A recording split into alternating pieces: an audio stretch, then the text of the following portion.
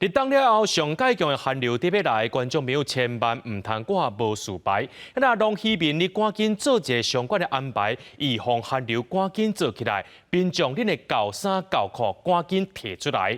那讲到这日当上介强的寒流之一，也就是这个礼拜会到位咯。气象署提醒民众，这阵寒流会达到10度以下，影响的时间上无有4天遐长。那全台湾是拢冷叽叽。气象专家也分析讲，连阳明山拢有75%以上的几率会落雪。那这养殖业者是唔敢大意，已经开始伫咧准备要预防寒流咯。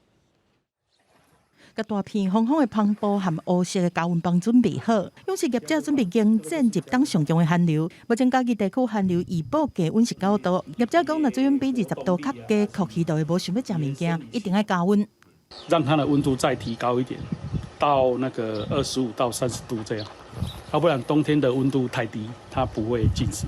一台南的沙漠鱼养殖业者嘛搬大型的 LED 灯来，准备要无暝无日来照光，特别互沙漠鱼的主食就是水底的水草受到低温的影响。在白天跟晚上持续的跟它照明的话，也可以增加防寒过冬的机会，把早色跟水色照顾好。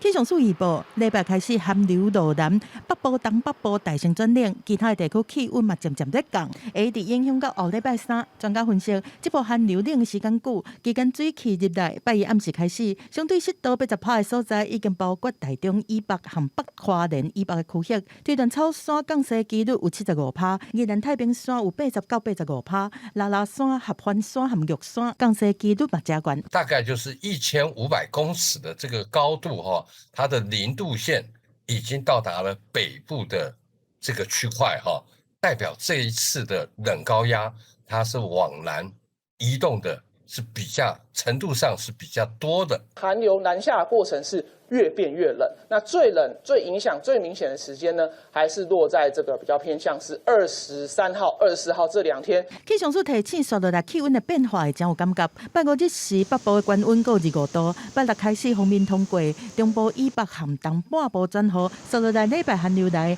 全台对北往南降温，再加上华南分区区的移入，全台湿冷。中部以北预报低温干到7度，一定要注意长时间的低温。记者综合报道。